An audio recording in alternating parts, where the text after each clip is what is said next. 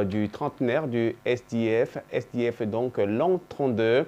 État des lieux, l'on tentera de comprendre comment depuis le 26 mai 1990, le Social Democratic Front, le parti qui donne pouvoir au peuple, a fait sa marche au Cameroun, mais depuis quelque temps qui semble être pris dans l'étau du pouvoir entre ses fils qui se disputent certainement la part belle. Quel serait donc l'avenir du parti? Pourrait-on déterminer le SDF comme étant toujours cette première force de l'opposition au Cameroun? On aura l'occasion d'en parler dans ce studio et au cours de cette émission en plateau. Autre sujet sur lequel nous allons nous intéresser, on ne peut faire aucunement.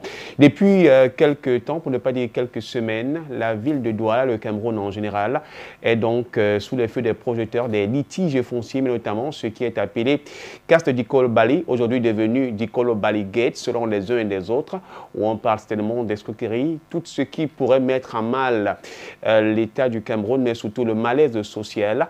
Actuellement, par exemple, l'Assemblée coutumière et traditionnelle du peuple Sawa, le Ngondo, a donc siégé à la salle des fêtes d'Akwa et une marche annoncée vers les services du gouverneur qui doit également se prononcer sur cette situation. Nous aussi, nous tenterons de comprendre, est-ce un abus qui s'est finalement déroulé autour de cette affaire, puisqu'il y a plusieurs accusés. L'État du Cameroun aussi est pointé quelque part du doigt, du moins l'administration. Donc, Dikolo Bali, abus foncier, l'on en saura davantage. Madame, Monsieur, voilà pour le sommaire, le déroulé. Dans un court instant.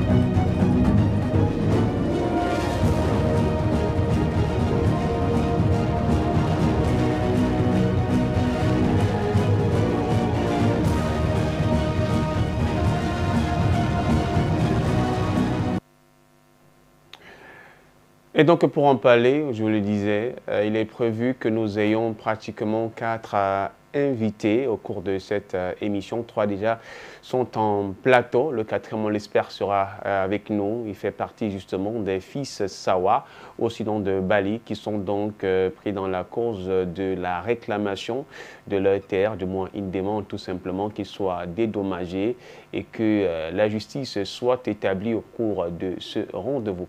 Mais sinon, 3 sont déjà avec nous. Je vais commencer, peut-être, on pourrait dire une forme d'honneur, parce qu'il est presque à l'honneur, permettez-moi la redondance. Xavier Bélémé Annan est le responsable de la communication du Social Democratic Front dans la région du littoral. Merci d'être venu. C'est nous que vous disons merci en nous associant à votre précieux programme de ce samedi. Et bonjour à mes copanélistes, bonjour à vos très nombreux téléspectateurs qui nous suivent ensemble. Nous sommes au lendemain, une semaine après la célébration du 20 mai au Cameroun. Comment ça s'est passé? On sait qu'au sein de votre unité politique, il y avait des divergences quant à aller au défilé ou à ne pas aller au défilé. Il a fallu que le chairman Ni John Frondi puisse donner son mot et que les militants que vous êtes, bien certains d'entre eux, prennent d'assaut les différentes places des fêtes du Cameroun. Oui, effectivement, bon, puisque vous revenez sur cette actualité, il y a une semaine, bon, vous savez, le SDF est un parti qui est essentiellement qui consacre à son sein le principe de la liberté d'expression.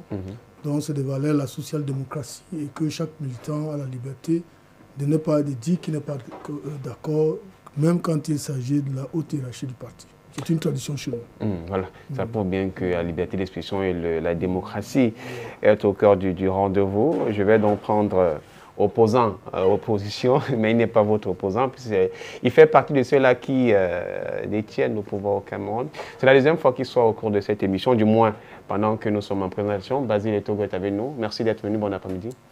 Bonsoir Florent, bonsoir à tous les co-panélistes, bonsoir aux millions de téléspectateurs, n'est-ce pas, de l'émission Politoscope. Voilà, je suis arrivé. Merci de m'avoir convié à cette émission dont la thématique est d'actualité, il faut le dire. Je suis personnellement honoré de représenter le Rassemblement démocratique du peuple camerounais sur ce plateau, qui est ce grand parti politique dont on ne présente plus, qui a déjà fait ses preuves sur toute l'étendue du territoire national, qui est un parti discipliné, il faut le dire, qui respecte la hiérarchie, parce qu'il faut quand même dire ici que la liberté d'expression ne s'accommode pas à l'indiscipline. D'accord ? Il y a des cadres dans lesquels il faudrait qu'on s'exprime. Et lorsque la hiérarchie du parti a déjà pris une position, vous devez vous aligner. Au cas contraire, allez créer votre parti politique. Donc, c'est ce principe qui nous a toujours forgé et qui nous a permis, n'est-ce pas, au fil des années, d'être l'un des plus grands partis politiques au Cameroun et classé parmi les grands partis politiques en Afrique. Et je pense que nous allons toujours continuer dans ce sens, en maintenant toujours la discipline au sein du parti. Nous sommes en période, on va dire pas de crise alimentaire, mais la crise alimentaire pourrait arriver si on s'en tient aux organismes internationaux. Vous avez d'un côté le sommet de Davos qui se tient du côté de la Suisse, où au cœur ce monde des débats, mis à part le conflit russo-ukrainien, il y a cette question de crise alimentaire dont la conséquence, bien sûr, vient de cette situation.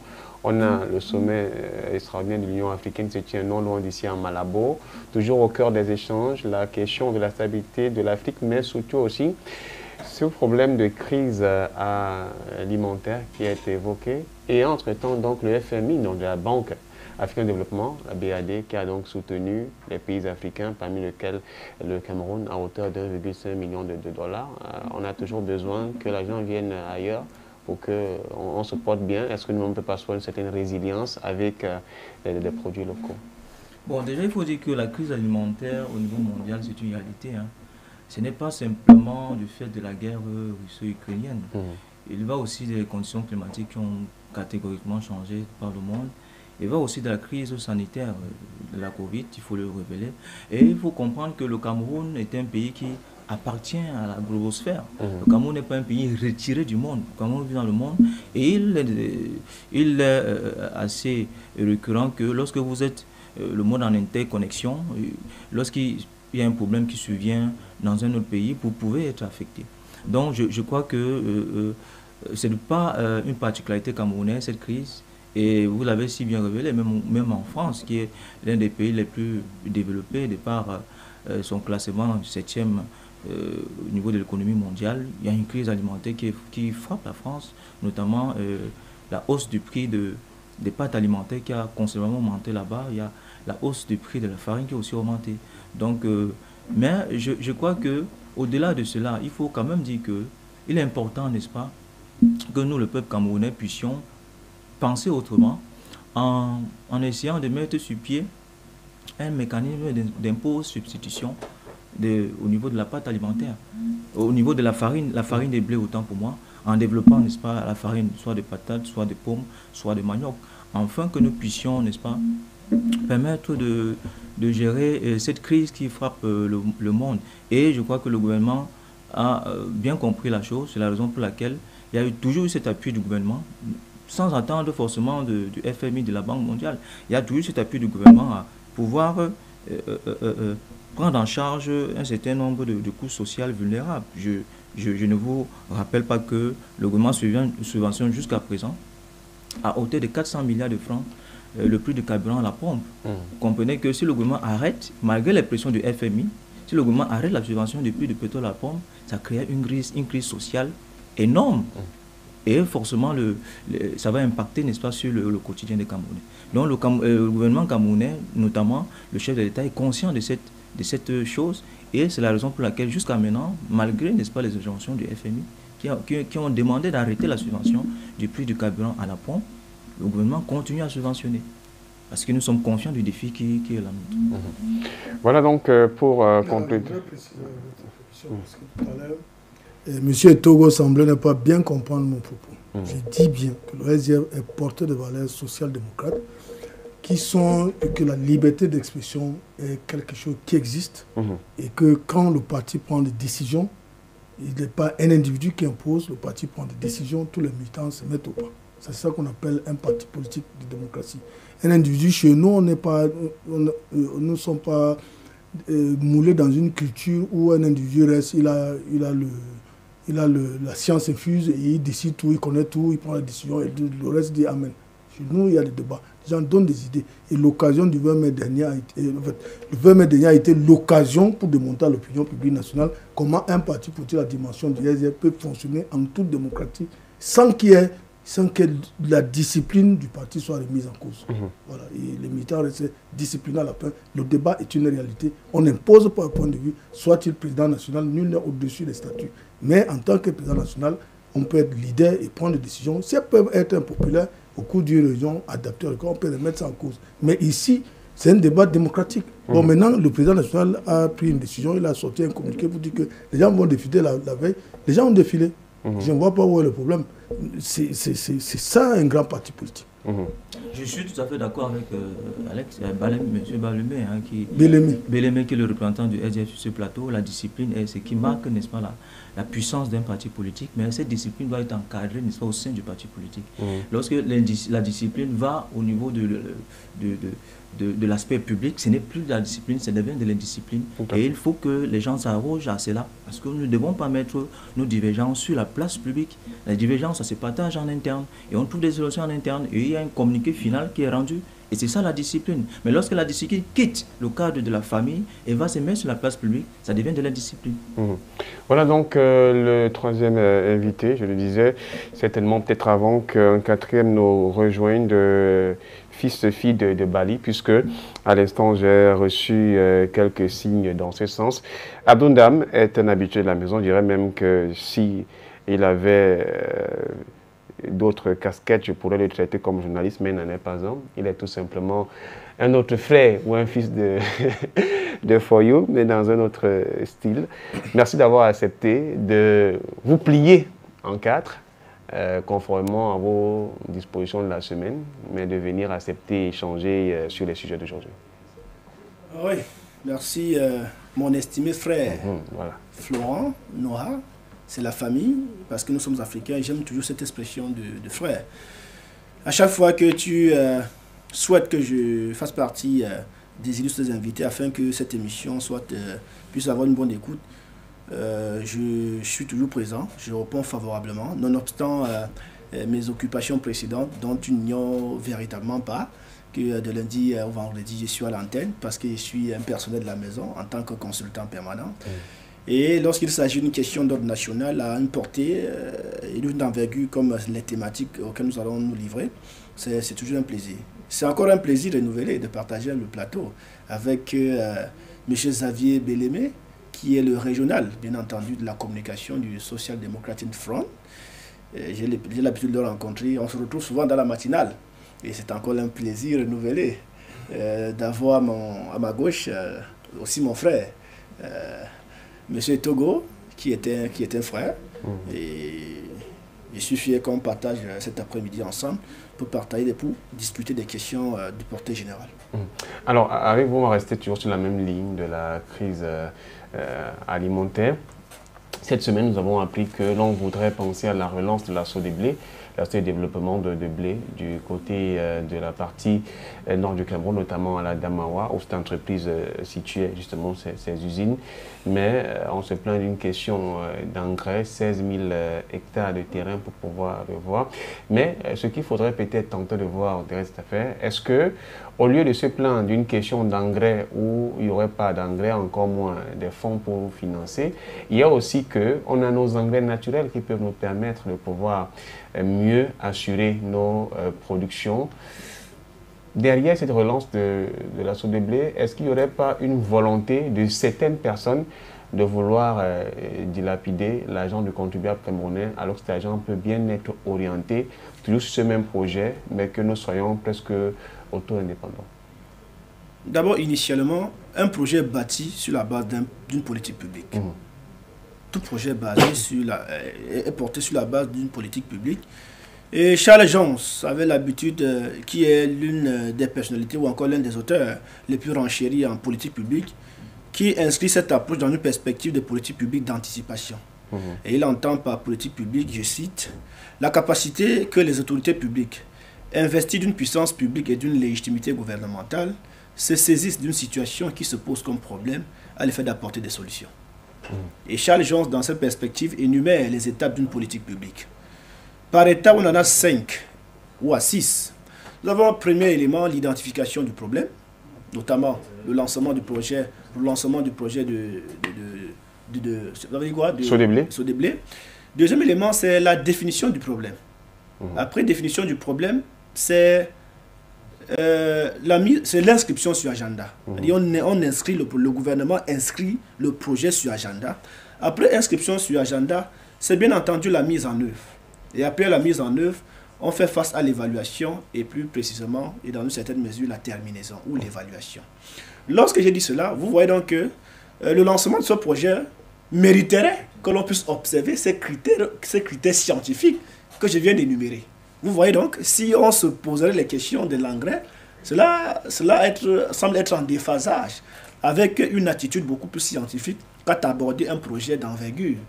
Donc, sans toutefois insulter l'intelligentsia de ceux qui nous dirigent, ils le savent pertinemment, ils sont très intelligents. C'était peut-être un problème de communication qui se pose, mais ce qui est fondamental, c'est que le lancement d'un projet comme tel mérite que l'on puisse observer des critères tels que définis par la science afin que nous puissions regarder véritablement où on va pour éviter, bien entendu, des voies de dissonance ou encore des pratiques qui sembleraient trahir ou encore laisser transparaître des velléités de corruption ou quoi que ce soit. Donc, j'aimerais m'appuyer sur l'aspect technique. Et je crois que le gouvernement est assez outillé, a des personnels qualifiés pour rectifier le tir afin que ce projet d'envergure puisse respecter tous les mécanismes tels que prescrits par la science afin que l'effet escompté soit atteint. Mais pour ce qui est peut-être des engrais, nous avons fait, je crois, les classes de 3e, on nous a enseigné les types d'engrais. On a 2 types d'engrais, les engrais chimiques, les engrais organiques. Et dans le cas d'espèces, on a des engrais organiques qui sont des débouchés de nos ménages. Je crois que le Cameroun en a des moyens nécessaires pour faire développer le pan de l'engrais organique au détriment de l'engrais chimique qui sont plutôt nocifs pour l'environnement. Et je crois que notre gouvernement est assez intelligent. Et je souhaite tout simplement que ce projet d'envergure, qui pourra faire augmenter notamment, élargir la chaise fiscale de l'État, mais bien entendu désengorger ou encore résoudre le problème du chômage, afin que notre pays puisse s'inscrire véritablement dans cette trajectoire de l'émergence en 2035. Voilà, merci à vous pour cette mise en bouche, Abdounda. Mesdames, Messieurs, voilà donc ainsi présenté le panel. Avec le concours de la réalisation, on se retrouve juste derrière.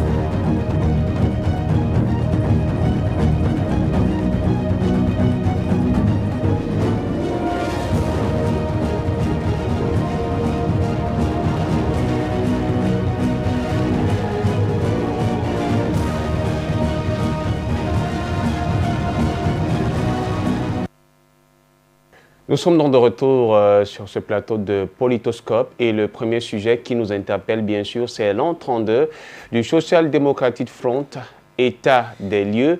Je me retourne vers vous, Xavier Bellemé. On dirait comme si c'est votre jour, c'est la raison pour laquelle il faudrait que la prééminence vous revienne. Alors le SDF depuis 1990, aujourd'hui, s'il fallait faire un bref commentaire. Oui, en réalité, le SDF n'est pas en 90.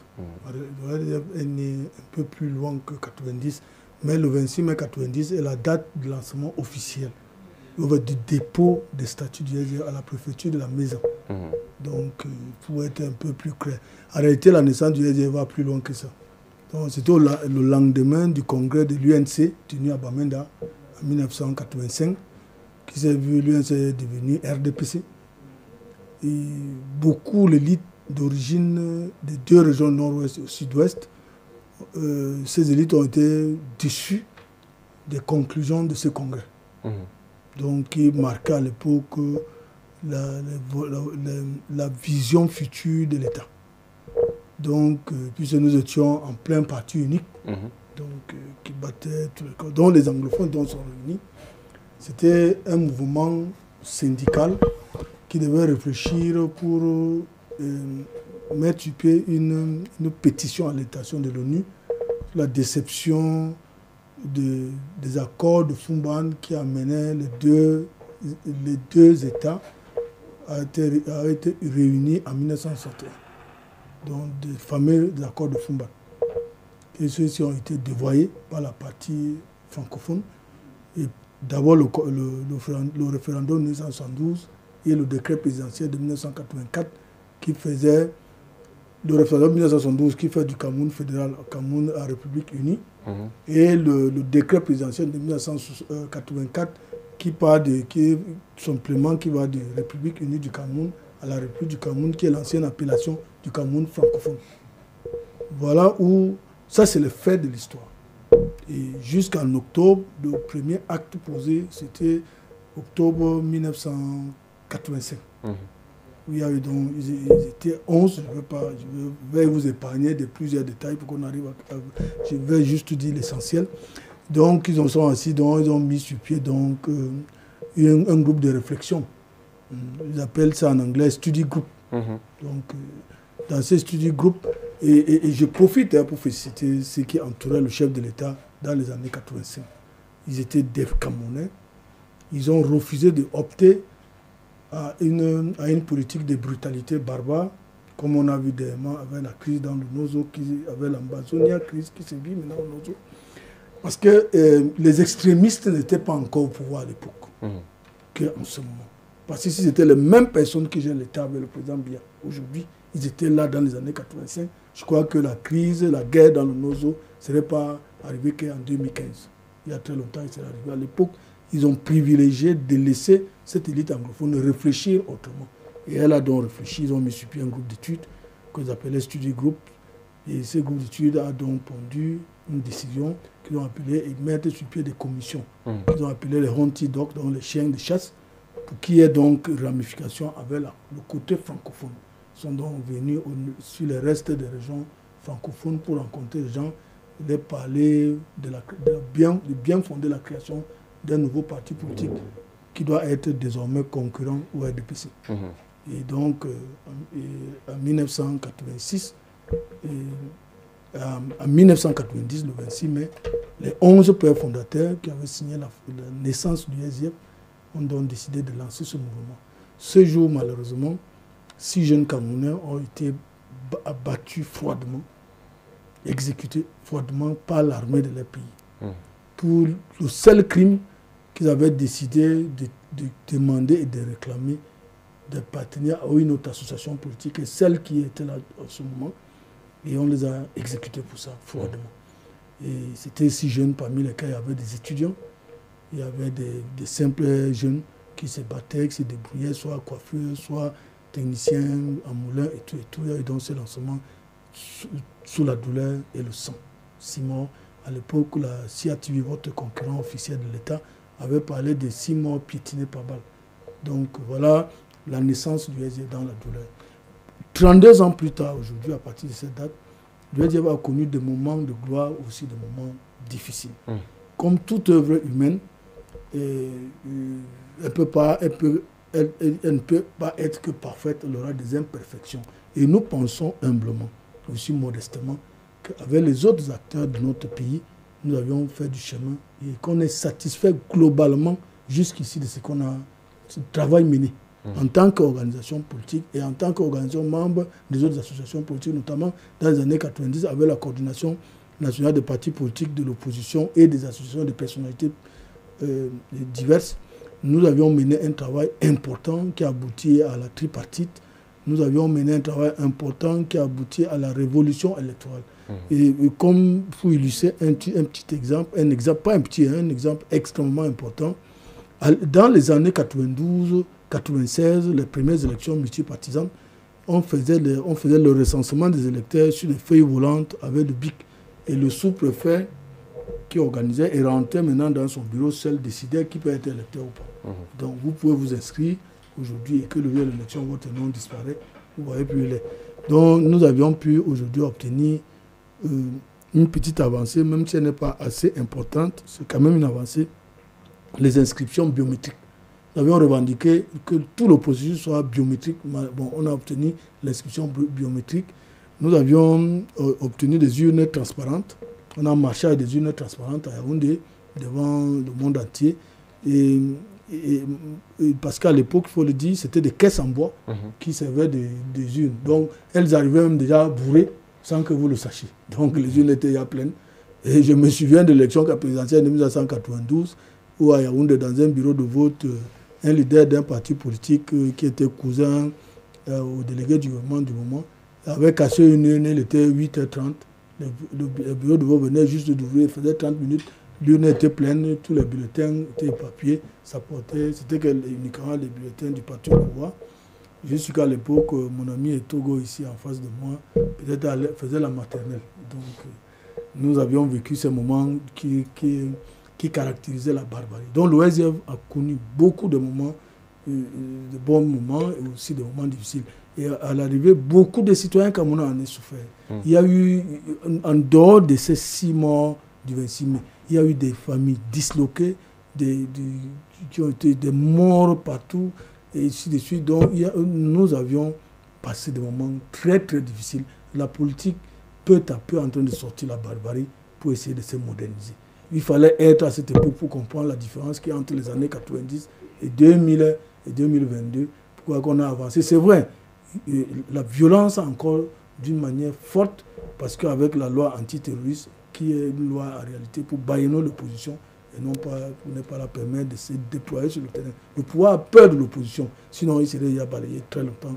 Et voilà en quelque sorte la marche du SDF qui est partie de 43 députés en 97 à 5 députés aujourd'hui, qui est partie de plus de 70 mairies à 5 mairies aujourd'hui. Et ça, c'est un bilan qui ne nous honore pas. On est parti de presque 38% à l'élection présidentielle en 1992 à 3% à la dernière élection. Ça, c'est des chiffres, c'est une réalité. Mais dans la vérité, ça ne reflète pas le climat réel du Cameroun. Ça ne veut pas dire que le régime est fort. C'était un régime que nous avions qui est essentiellement tricheur et violent et qui n'a jamais... D'abord, nous avions eu affaire pendant les 32 ans à un régime qui a 3 piliers fondamentaux. Premier pilier, l'instrumentalisation ethnique. Deuxième pilier, la corruption. Troisième pilier, la répression barbare et aveugle. Donc ça a toujours été... On a vécu et survécu jusqu'à aujourd'hui. Au moins, on peut trouver un média comme celui-ci pour pouvoir s'exprimer. À l'époque, il n'y en avait pas, il n'y avait que la CIA-TV. Et ça, c'est au prix du sang. Si votre promoteur, dont je félicite, en passant, il a fallu que beaucoup de citoyens camerounais se sacrifient. Et c'est des sacrifices suprêmes. Les gens sont morts pour qu'on arrive là où pendant les 32 ans. Voilà, merci à vous, Xavier Bellemé-Anan, pour cette question justement que vous avez évoquée. Il y a vu Basile Togo sourire. Je parle des choses que j'ai vécues, je ne parle pas de ce qu'on m'a raconté. Je parle des faits que j'ai vécus. On ne pourrait pas parler d'adversaire, même panéliste du parti. Il était encore à la maternelle, je suis sûr. Oui, je vais me retourner vers lui. Mon cher Basile, bon, pour ne pas faire, pour qu'on ne dise pas que je fais que je fais une communication à charge contre Basile Togo. Quand je dis qu'ils étaient jeunes, il n'est pas le seul, même le consultant était encore jeune. Tous les deux sont... voilà, effectivement. C'est une possibilité. Ce n'est pas un manque de respect. Donc, c'est une réalité. Et moi j'ai la chance que j'ai vécu cette époque. Même vous, le présentateur, moi, j'ai la chance que j'ai vécu parce qu'à l'époque, il pouvait avoir 19 ans. Tout à fait. Donc, à 19 ans, on n'est plus un enfant. On n'est plus un enfant. Voilà. Et j'étais très engagé, j'étais intéressé à la politique. Très tôt, d'ailleurs. Ce qui certainement fait de bonnes choses. Ça fait de moi 30 ans de militant SDF. J'ai pris ma première carte le 10 mars 1992 à la cellule d'Ipita à IDEA, comme militant SDF. Ça me fait 30 ans, il vient de fêter mes 30 ans le 10 mars dernier. On espère qu'aujourd'hui, cette émission, comme nous sommes au trentenaire, 32 ans après donc l'existence du Social Democratic Front, du moins sa légalisation, et pendant que vous venez de fêter vos 30 ans, vous allez aussi célébrer avec nous tout à l'heure. Préparez-vous déjà. Avec votre soutien, je le ferai. Basile et Togo, en tant que militant du Rassemblement démocratique du peuple camerounais, vous avez écouté la brève historique présentée par Xavier Bellemé-Anan. Comment est-ce que vous considérez le SDF, un parti d'opposition qui a toute sa valeur de l'opposition, un parti qu'on devrait craindre comme opposition, parce qu'il soulignait tout à l'heure que le pouvoir en place tente de tout faire pour bâillonner l'opposition, pour que cette opposition ne puisse pas avoir la possibilité de parler, de s'exprimer. Bon, Florent, ce qui me rassure, c'est que ce n'est pas Bellemé, du représentant de RDF, qui a signé mon acte de naissance. C'est ça qui me rassure. Pour dire que je doute fort qu'il sache quel âge j'ai. Ça, c'est d'un.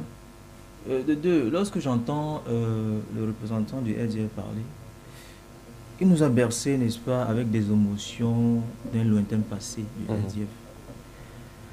À le suivre, on tomberait pratiquement amoureux comme une jeune fille qui vient de connaître sa puberté. Mais la réalité est que le RDF aujourd'hui est rangé dans les placards. À ne pas confondre avec le célèbre journaliste de RFI Placard. Il a essayé, n'est-ce pas, de ne pas montrer cette réalité du RDF aujourd'hui. Pour tirer chez nous un sentiment, je peux dire, antipathique. Non. Un sentiment d'amour pour ce parti politique. Le RDF ne fait plus rêver. C'est ça, le fait. Et les chiffres sont là. Vous savez que les résultats à une élection, c'est l'indicateur de la vitalité d'un parti politique. Et là, c'est bien dit, le RDF sort de 92. 92 avec 97 avec 43 députés. Aujourd'hui, ils en ont 5. Certainement, à la prochaine élection en 2025, ils auront 0. C'est-à-dire que le chiffre est décroissant. Ils sont quittés à 92 avec 33% à l'élection présidentielle. À la dernière élection en 2018, ils en avaient 3%. Peut-être qu'en 2025, ils auront 0%. C'est la vérité. Les chiffres ne trompent pas. Les chiffres nous renseignent sur la vérité de la vitalité de ce parti politique. En réalité, elle est mort. Et on veut nous faire croire qu'elle peut encore faire quelque chose. Non, elle ne peut plus rien.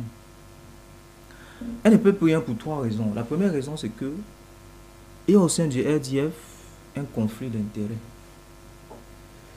Je ne vous cache rien qu'à l'intérieur de ce parti politique, il y a 2 fronts qui s'affrontent. Donc je ne veux pas citer les noms ici, quitte à eux d'arranger leurs problèmes, mais il y a 2 fronts qui s'affrontent. Il y a 2 fronts. Et je ne sais même pas si M. Bellemé, de quel front est-ce qu'il est.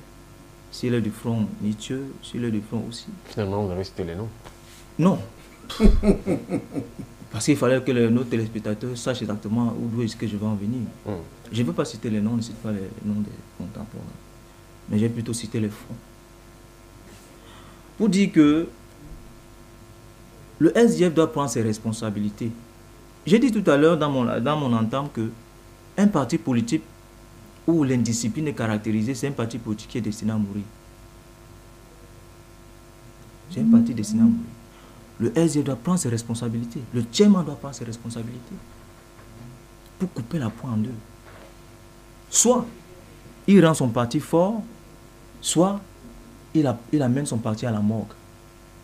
Et pour couper la poire en 2, il faut taper les poings sur la table pour arrêter cet antagonisme au sein de ce parti politique. Il a les capacités de le faire. Il faut qu'il prenne ce risque-là. On ne peut pas évoluer comme ça avec 2 entités totalement différentes. 2 idéologies au sein d'un seul parti politique qui véhiculent une seule idéologie. Finalement, l'idéologie de qui est suivie? L'idéologie de gauche, l'idéologie de droite, ou bien l'idéologie de son promoteur. Il faut que M. Bellemé nous le dise ici. Parce que c'est important. Quelle idéologie qui est suivie? Parce que nous avons quelqu'un qui sort un communiqué avant le promoteur de ce parti politique, qui est quand même le président national Jean Foudy. Ce n'est pas quelqu'un sur qui on peut cracher. Ils sont un communiqué pour dire que le parti politique ne va pas défiler à l'élection. Ne va pas défiler pendant les célébrations du 50e anniversaire de l'unité nationale. Sans attendre, n'est-ce pas, la compétence de celui qui doit le faire. Et on veut nous dire que c'est un parti politique où vit la liberté d'expression. La liberté d'expression ne s'accommode pas à l'indiscipline. Non, non. La liberté d'expression est caractérisée par le règlement intérieur de chaque entité. Est-ce qu'un président régional a qualité de sortir un communiqué avant le président national? Je ne pense pas. Si c'est le cas, vraiment, ça veut dire que le SDF a un problème au niveau de son règlement intérieur. Il faut qu'on se le dise. Le troisième élément que je voudrais évoquer ici, c'est que malheureusement, nous avons comme l'impression que le SDF est en train de tourner à une autre dérive. Donc, est en train de s'allier à notre parti politique de l'opposition. Donc, je ne voudrais pas citer le nom, c'est parce qu'ils ne sont pas sur le plateau. Et c'est un fait. C'est un fait. Parce que la majorité, au sein de ce parti politique, qui fait assez de bruit, a une tendance vers notre parti politique. Donc, il faudrait quand même que le communicant du SDF ici éclaire l'opinion sur cette situation qui prévaut depuis aujourd'hui une dizaine d'années. Nous avons vu la scène macabre qui a été faite au sein de l'Assemblée nationale, où nous avons quelqu'un dans le même parti politique qui se présente à l'élection pour être président d'une commission. Dans le même parti politique, nous avons quelqu'un d'autre qui dit que non, on ne doit pas soutenir son camarade politique. Ce sont des faits. Je n'évoque que des faits. Je n'ai rien inventé sur tout ce que j'ai dit. Ça veut donc dire que le SDF, de par, n'est-ce pas, leur choix politique, de par, n'est-ce pas, les personnes qui composent ce parti politique, est tout droit en train d'aller dans le placard. D'où mon propos d'entendre que le SDF est en train de mourir et est déjà pratiquement mort. Abdoundam, êtes-vous du même avis ou bien quelle est la lecture que vous faites du Social Democratic Front? Vous avez écouté les deux hommes politiques et communicants des partis qui sont avec nous en plateau. Est-ce que le SDF est encore cette force de l'opposition ou bien la première force de l'opposition qui faisait rêver il y a quelque temps? Y a-t-il encore le rêve? Il a-t-il permis? Ou tout simplement, comme les indicateurs, on va dire, des résultats nous les démontrent, le SDF est en train d'être voué à l'échec? Oui, je voudrais prendre la parole ici en abordant ma casquette de politologue pour démontrer qu'en réalité que je vais opérer une analyse froide. Et comme le disait un auteur, je cite, « Les faits m'ont instruit, ils ne m'ont point appris à mentir. » Et m'appuyant sur les faits, il est important de mentionner que le SDF est né en 90, aux années de Braise. Je crois que lorsque le vent d'Est de liberté souffle avec la chute du mur de Berlin et le discours de la Bolle qui ouvre le flanc à la démocratisation en Afrique noire. Lorsque je dis cela, il faudrait quand même commencer par la définition de ce qu'on entend par parti politique. Et par parti politique, il y a plusieurs définitions des partis politiques, notamment l'approche organique, l'approche organisationnelle, l'approche économique et l'approche relationnelle. Mais les définitions que je vais évoquer ici, c'est deux approches, l'approche organisationnelle et l'approche relationnelle. Pour ce qui est de l'approche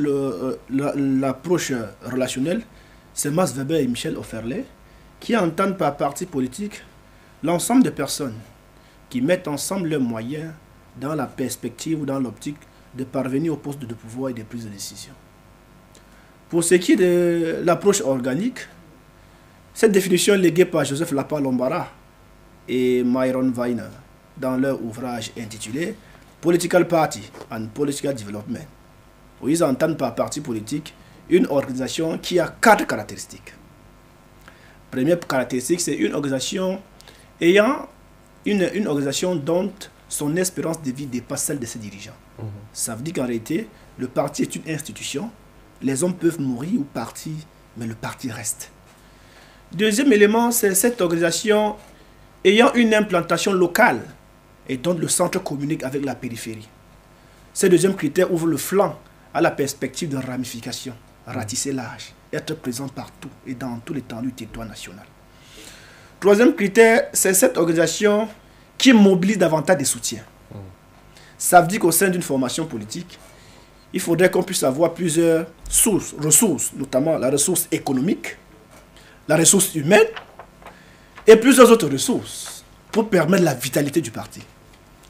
Et le dernier critère qui me semble plus fondamental, c'est cette organisation dont l'objectif est la conquête, la conservation. La conquête, l'exercice et la conservation du pouvoir. Monsieur Florent, lorsque je plante le décor, les deux décors avec cette définition, je vais donc m'appuyer sur le SDF, de vous à moi. En 90, on a créé la création officielle, ou le lancement officiel du SDF, qui en 92 entre dans la scène politique avec les élections de 1992. Une élection ô combien flamboyante, qui a fait de ce parti un parti gigantesque, de par sa capacité à mobiliser. Au sort de cette élection, ils ont eu 33%. 37%.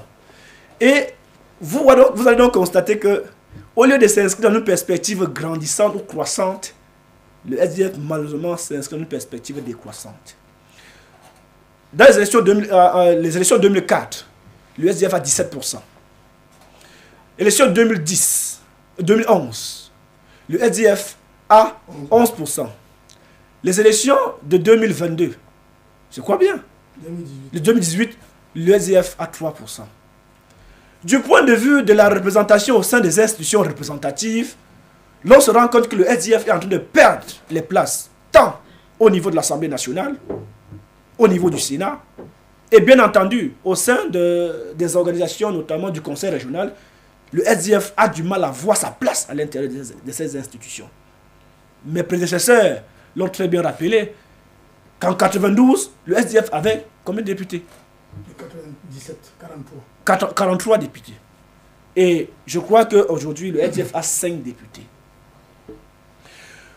Et il faut encore démontrer, lorsque j'ai fait ce bilan du point de vue de la représentation, vous comprenez avec moi que même dans les 360 communes que dispose le Cameroun, le SDF est en perte de repère en termes de représentation. Et vous voyez la dimension même de ratisser l'âge, où j'ai dit tout à l'heure dans la définition de Michel Offelé, c'est une organisation ayant une implantation locale et dont le centre communique avec la périphérie. Est-ce que le SDF communique encore aujourd'hui avec la périphérie? C'est une question fondamentale.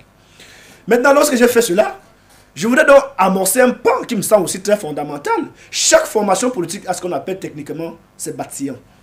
Le SDF, pour le rappeler, dans ses années de création, avait 3 grands bâtillons, ou 4. La région du Nord-Ouest, la région du Sud-Ouest, l'Ouest et le littoral. Vous voyez donc qu'avec l'avènement, par exemple, du MRC dans la scène politique camerounaise, le SDF est en perte de repère à l'Ouest, est en perte de repère dans le littoral, et n'existe véritablement qu'en dans le Nord-Ouest et le Sud-Ouest comme zone de bâtillon. Mais avec la crise du Nord-Ouest et du Sud-Ouest, le SDF, le Nord-Ouest et le Sud-Ouest, qui se positionnaient comme dernier rempart du Social Democratic Front, a connu un coup décisif. D'où cette performance au niveau des élections législatives et municipales. Lorsque j'ai fait ce bilan, techniquement, avec froideur, vous verrez avec moi, je ne suis pas un musicien, peut-être pour pouvoir peindre les choses, mais je ne suis qu'un scientifique qui aborde la chose avec froideur. Le SDF est en perte de repère. Le SDF a du mal à se réinventer.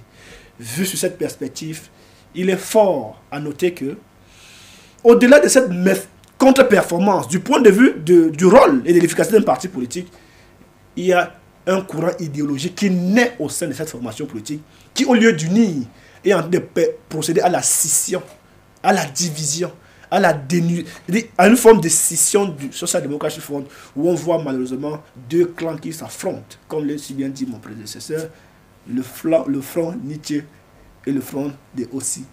Je vais prendre quelques cas de figure pour démontrer qu'en réalité que le SDF est en train de souffrir. Le SDF, sous la bannière de Joshua aussi, ils prennent une décision avec les autres députés de l'Assemblée nationale pour s'offusquer de l'attitude des parlementaires américains qui traitent le Cameroun de tous les noms d'oiseaux.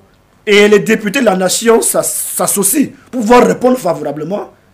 c'est au sein de cette formation politique qu'on convoque M. Joshua aussi au conseil de discipline pour qu'il vienne s'expliquer pourquoi est-ce qu'il a pris cette position.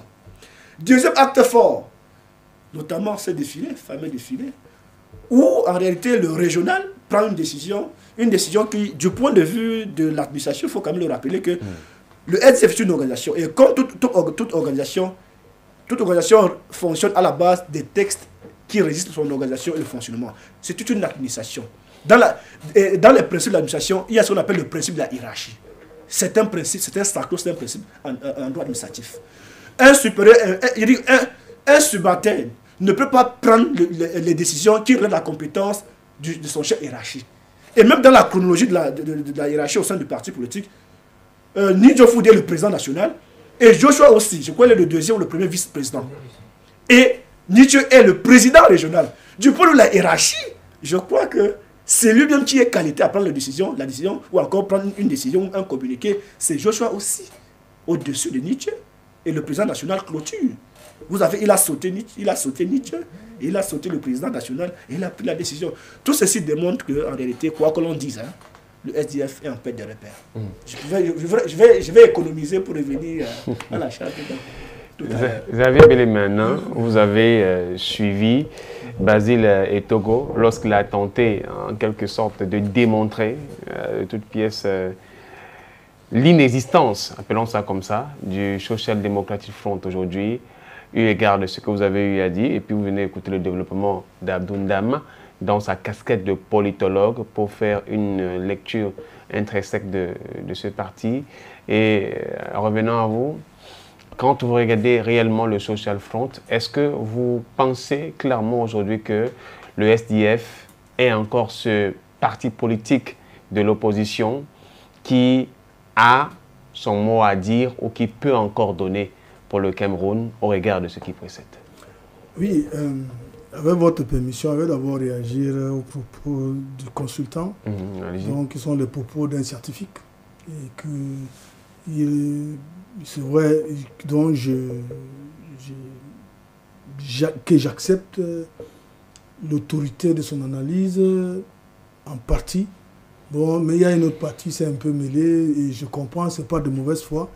C'est parce qu'il peut aussi, lui a manqué quelques éléments qu'il n'a pas cherché à obtenir. Peut-être qu'il aurait mieux étoffé son analyse, qui est pertinente, donc je ne remets pas entièrement en cause. Mais je ne reviens pas, ce que vous êtes trompé est minime par rapport à ce que vous avez dit de bien. Vous pourrez me préciser, hein, voilà, sur ce où je me suis trompé pour clarifier les téléspectateurs. Non, c'est... Sur quel aspect véritablement? Non, globalement, c'est bien votre analyse, je ne la remets pas en cause. Vous vous êtes trompé peut-être sur des choses minimes dont je ne voudrais pas revenir, mais il fallait quand même que je dise quelque chose. Et donc, on est dans la suivi du parti. Il faudrait bien comprendre que M. Xavier Bélémanin la pertinence de vos propos ne souffre de quelque chose. Vous avez été pertinent, c'est bien en tant que scientifique, sans avoir la volonté. Mais je reviens sur M. Etogo, pour qui je respecte souvent. Il n'est pas un va-t-en-guerre du parti au pouvoir.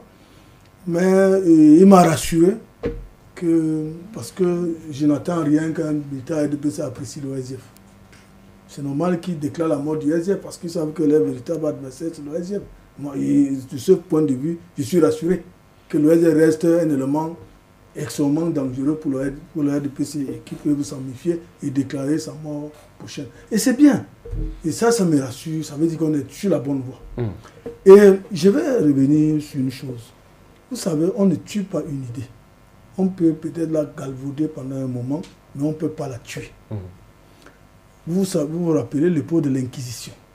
À l'époque, on avait déclaré l'Église catholique, le catholicisme mort. Mais nous sommes en 2022, depuis plusieurs siècles déjà, peut-être presque 2000 siècles, 1300, 1400 siècles plus tard, 1414, 15 siècles plus tard, autant pour moi, le catholicisme est l'église la plus organisée, la plus forte, la plus vivante. Elle est encore plus forte. Parce que l'idée, on ne la tue pas aussi facilement.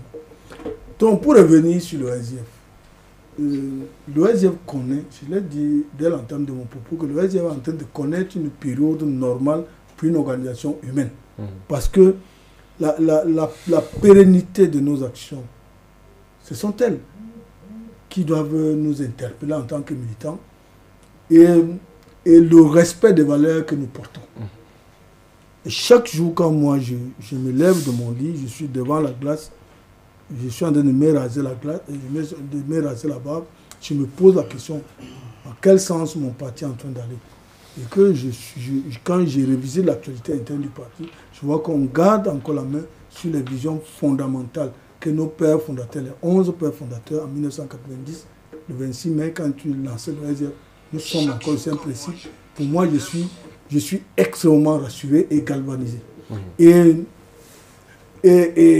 tout grand parti politique, c'est ce que le politologue a, là, c'est là vous avez oublié, c'est qu'il faut qu'il y ait des tendances pour qu'il y ait l'animation. Et que les tendances à l'intérieur de l'organisation sont extrêmement importantes. Et c'est pour ça que Togo du RDPC est malade, ça les fait, parce qu'il est éduqué politiquement dans un système monolithique de la pensée unique, que quand le patron a réfléchi, c'est bon. Lui, il avale, et que le plus souvent, on les met dans la périphérie. Il a une expression qui est très populaire au sein de son mouvement, de son parti politique, on appelle les bacheliers. Bacheliers, ce n'est pas ceux qui ont le bac comme diplôme, mais c'est ceux qui ont l'habitude. Si je dis les bêtises, vous me arrêtez, hein, M. Togo, je le dis sous votre contrôle. Les bacheliers, c'est qu'avant que les sexagénaires viennent parler, vous êtes responsable de les jeunes, ils sont bons pour placer les bâches, et mettre les chaises, et permettre aux gens de 4e génération de venir s'exprimer, alors qu'ils sont dépassés. Le siècle d'aujourd'hui, il va très vite, on utilise WhatsApp, il n'a pas été éduqué à la période de WhatsApp, et ainsi de suite, ainsi de suite. Donc, je suis très rassuré. Mais je sais que mon parti passe des moments difficiles en tant que militant et responsable. Et en cette qualité, je trouve, ça peut faire peur, mais je trouve que c'est normal. C'est normal pour faire l'introspection interne et tenir compte des bilans tels que je l'ai donné dès mon entame de mon propos, dès l'entame de mon premier propos, que nous avions régressé. Ce n'est pas le politologue qui nous rappelle. Nous-mêmes, en tant que militants, nous sommes conscients de cette situation. Et nous allons, l'OS va rebondir. Ça, je peux vous le rassurer. Il va rebondir à une question, à une simple question, si je peux me répéter ainsi, ce qui va être décidé soit décidé dans le sens, l'intérêt uniquement du parti. Et que nous retrouvions nos fondamentaux d'antan et que nous reprenions notre chemin. Parce que c'est ça qui a fait que le chairman a battu M. Biya en 1992 à l'élection présidentielle. Je le dis du haut de l'arrêt, la Cour suprême, qui était le juge électoral à l'époque, qui rendait les résultats de l'élection présidentielle. Le premier président de cette Cour, du juge électoral, avait énuméré toutes les irrégularités. Là, ce n'est plus un militant SDF qui juge que le RDPC a triché les élections. C'est le juge électoral, dans son arrêt, énumère toutes les irrégularités qui ont précédé, avant qu'il ne décide, falsification des PV, achat des machins, achat, et vous êtes un excellent journaliste, vous pouvez aller au greffe de la Cour suprême, vous pouvez aller là-bas enquêter, on va vous faire la copie de cet arrêt. Cela dit que M. Eto'o, à l'époque, certainement, il était à la maternelle, c'est pour ça qu'il ne peut plus bien se souvenir. Et même quand il me dit qu'il est mon égal, il n'est pas mon égal. Il a certes une petite barbiche blanche, mais il n'est pas mon égal, je suis son aîné. Donc, vous allez là-bas, vous allez trouver cet arrêt. Dit pendant moi, il n'est même pas moi, vous pouvez même l'interviewer, il va vous dire, même à travers une interview, il est encore à vie. C'est celui qui est en train d'écrire ses mémoires. Il avait énuméré tout. Nous qui suivons ça à la radio, parce qu'il y avait un seul média à l'époque, audio, c'était la CIA TV, audiovisuel, qui était en train de lire. On a cru qu'à la fin, il allait dire que vu ce qui précède, l'élection annulée, tout au moins. On était surpris pour dire que bon, la loi ne l'autorise que de lire le PV qu'on lui a présenté. Il ne peut pas sanctionner, la loi ne l'autorise pas de sanctionner. Donc en réalité, voilà ça veut dire que M. Biya a été battu. C'est une réalité. Et le Cameroun était tellement en effervescence. Si le chairman avait seulement toussé à l'époque, la preuve, quand on lisait les résultats, sa résidence était prise par l'armée. Il était mis sur résidence surveillée. Il y avait les hélicoptères de l'armée, des avions de chasse de l'armée. Il y avait les militaires partout à sa résidence en Tarikon. Où même pour aller pisser, il fallait que 5 militaires l'accompagnent dans ses toilettes. à l'intérieur de la maison. C'est ça l'affaire Basile Togo. Aujourd'hui, quand on fait le bilan du SDF, on ne peut pas oublier ça. C'est difficile. Moi, je suis tourné. Je pouvais avoir dans les 18-19 ans à l'époque. Et j'ai eu à prendre part d'une manière presque indirecte à cette campagne. Et ce jour, c'était mémorable. Tout le Cameroun était froid. Ces résultats ont jeté du froid sur toute la République, sur l'étendue du territoire national, parce que les gens savaient que le président Biya avait été battu. Il était même 3e dans les chiffres que nous détenons dans notre état-major. Le président Bello Oba était 2e, le président de la République sortant était 3e. Les vrais résultats, le chairman était largement devant. Mais heureusement, l'arrêt du président de la Cour suprême, malheureusement, en qualité de juge électoral à l'époque, a énuméré ces irrégularités graves, très graves, qui pouvaient mettre le pays en lambeaux. Vous voyez donc, nous arrivons là aujourd'hui. Donc aujourd'hui, nous devons avancer. Ce que l'OSDF connaît aujourd'hui, mon jeune cher frère Basile Togo du RDPC, vous connaissez 10 fois plus que ça. Laissez seulement que le grand soir arrive, vous allez vous subdiviser en 1000. Nous, on a commencé notre grand soir. Je suis sûr qu'on va s'en sortir. Et la seule chose qu'il faut faire maintenant, monsieur Basile Togo, c'est que nous, ce n'est pas difficile à mener. Ce que vous avez dit est vrai. Il y a la bataille à l'intérieur du parti. Je ne suis pas ici pour vous dire que c'est faux, monsieur le politologue. C'est une réalité. Et moi, je trouve que c'est bien parce que le débat est houleux. Et ce n'est pas la première fois. Ça, s'il vous plaît, attendez, je vais oublier le fil. Parce qu'il y a quelque chose que je vais dire. Vous permettez-moi. Vous savez qu'on a l'habitude de... Voilà, donc... Et donc, nous, depuis les années 90, il n'y avait pas encore les moyens de communication actuels. Il y a toujours au sein du SDF des batailles énormes. Je suis à Douala, j'ai fait ma carrière politique essentiellement dans le SDF, dans le littoral, entre deux départements, la Saint-Martin et le Vouri. Et il y a eu des batailles incroyables au SDF. À un moment donné, on a même dit que le SDF allait mourir immédiatement. Ce n'est pas aujourd'hui qu'on prononce la fin du SDF, la mort du SDF. Dans les années 97, c'était terrible. 97, 98, c'était grave.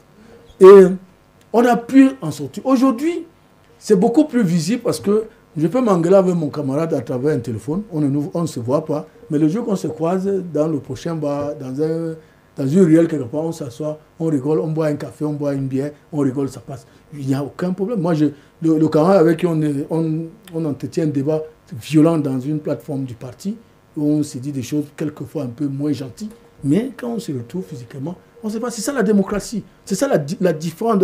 Nous sommes un, mais dans une différence idéologique. Effectivement, deux visions politiques dans mon parti s'affrontent depuis un certain moment. Et depuis particulièrement 2020. Deux visions du parti s'affrontent. Ou alors le lendemain de l'élection présidentielle 2018, parce qu'en réalité, 3%, ce n'est pas un score honorifique pour un parti de notre dimension. Et 5 députés, ce n'est pas aussi honorifique. Et heureusement, vous avez énuméré tout à l'heure la crise dans le Nozo, qui est en fait, le nord-ouest et le sud-ouest, qui constituait à l'époque notre bastion, notre socle granitique, pour emprunter l'expression d'un camarade à M. Etogo, qui constituait notre socle granitique. Connaît la guerre. C'est un complexe que le SDF a été victime. Aujourd'hui, par ces gens, parce qu'il fallait détruire le SDF au niveau de sa base politique, parce que si on détruit la cuisine de votre maman, vous allez mourir de famine.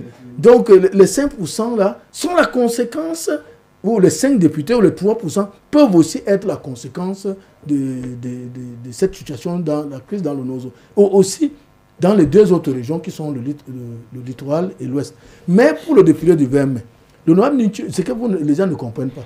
Le fonctionnement du SDF est calqué sur un modèle fédéral. C'est-à-dire que les présidents régionaux, vous savez, nous on est le seul parti politique au Cameroun qui a des présidents régionaux qui sont forts. Donc c'est comme les gouverneurs d'État fédérés comme au Nigeria. Parce qu'ils doivent leur pouvoir de la base directement. C'est la région qui s'est réunie au cours d'une conférence régionale pour les élire. Il n'y a pas seulement que le président régional du littoral. Et il n'a jamais eu la prétention de prendre une décision qui engage le parti sur l'ensemble du territoire. Il a pris la décision pour sa région.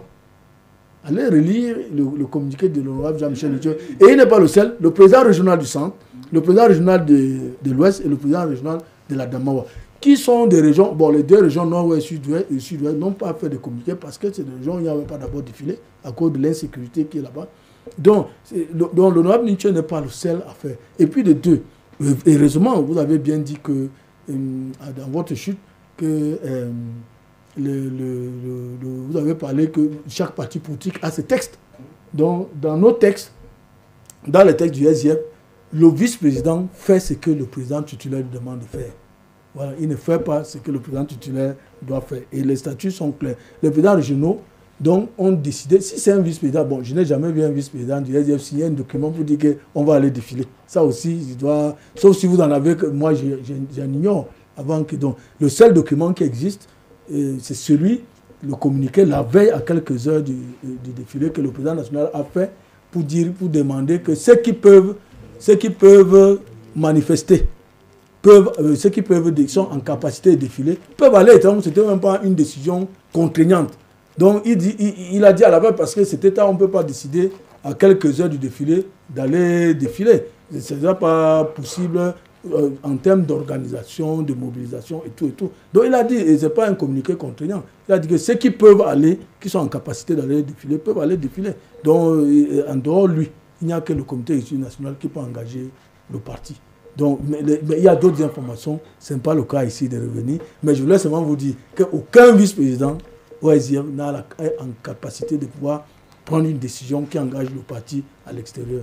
Il n'y a que le président national, le comité exécutif national ou le congrès. Voilà les trois instances.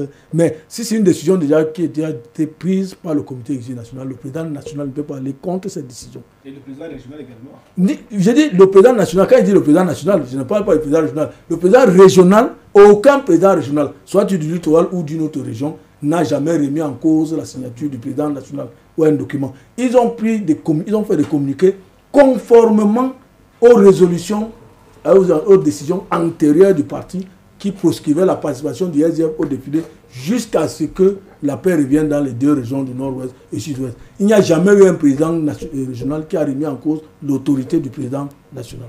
Je voudrais peut-être pour relancer Abdoundam qui est en train de vouloir réagir. Abdoundam, lorsque Xavier Béléméanan est en train de parler, il a dit que le SDF est érigé sur le modèle justement du fédéralisme, et qu'il y a un président de région qui a la capacité de prendre une décision qui engage sa région. Qui engage sa région, mais cela ne mettrait-il pas en mal le fonctionnement du parti quand la hiérarchie elle-même... Non, si la décision ne vient pas en contradiction avec ce que le NEC ou le président national a pris. C'est ce que je suis en train de dire. Et dans le cas d'espèce, quand ils ont pris, les présidents régionaux ont pris cette décision, c'était conforme à une décision antérieure du comité national qui décidait de la non-participation du SDF à la fête nationale du 20 mai jusqu'à ce que la paix revienne dans les deux régions du nord-ouest et sud-ouest. Bon, maintenant, le président national est le dernier, en ce moment, le soir pratiquement, le 19 vers la soirée, qui a pris la décision que les gens peuvent défiler selon qui peuvent. Donc, ce n'est même pas une décision contraignante, que selon les capacités de chaque structure, elle peut participer au défilé du 20 mai. Toutefois, Abdoundam, si vous voulez réagir, quel qu'en soit le cas, une décision au départ qui est une décision commune du parti de ne pas vouloir défiler parce qu'il y a une situation qui n'est pas du tout bonne dans les régions du nord-ouest et du sud-ouest. Et puis finalement, quand même, après qu'il y ait des sortes de, on va dire, de méli-mélo, de dissidences, le président du parti décide d'envoyer ses militants, bien que ces militants peuvent aller défiler pour le compte de l'État unitaire. Est-ce que réellement, il n'y a pas un problème dans la gestion ou le fonctionnement du social-démocratique? Il y a un problème qui se pose. Je salue l'intelligentsia de M. Xavier Bélémé, qui s'efforce autant que faire se peut à nous peindre un tableau très beau, un beau tableau, mais les faits sont têtus. Les faits sont têtus. Je voudrais démontrer qu'en réalité, il faut faire très attention dans ce genre de communication. Parce que le plus important pour pouvoir avancer dans la vie, c'est de prendre conscience de la réalité actuelle, de ce que nous vivons, comprendre nos difficultés, nos défauts, pour mieux rectifier le tir. Mais lorsqu'on s'inscrit dans la perspective du déni, il y a un problème qui se pose. De façon ouverte, il faut démontrer quelque chose. Il a évoqué notamment la perspective du pan du fédéralisme, que le SDF fonctionne comme un parti fédéral. Je vous rappelle que l'État fédéral rentre dans la perspective de deux types d'État. On a deux types d'État, l'État simple et l'État composé. Et dans l'État fédéral, il n'est écrit nulle part que l'État, dans l'État des États fédérés, les États fédérés n'entrent pas en contradiction avec l'État fédéral, puisqu'en réalité, les domaines de compétences sont répartis. Il y a des domaines de compétences qui relèvent exclusivement du du parti, de l'État central, de l'État fédéral, et qu'il y a des compétences avant que les États fédéraux ne prennent position, demandent l'aval de l'État central. Dans le cas d'espèce, si l'on s'en tient de cette image, de cette configuration, il s'agit d'un acte qui engage le parti. Qui engage le parti, ou le régional d'un parti politique décide que il rend public un communiqué qui atteste qu'en réalité, dans sa région, les gens ne vont pas défiler. Or, la décision que le parti avait prise précédemment faisait foi de deux choses. Vous avez un acte fonctionne sur deux prismes. Sur l'aspect spatio-temporel, l'espace et le temps. La décision prise par le passé était pour une zone, était pour un temps et un espace très précis. Or, nous sommes en 2022. Ça veut dire qu'en réalité, l'effet de cette décision prise par le président national par le passé ne peut pas couvrir l'effet jusqu'à date.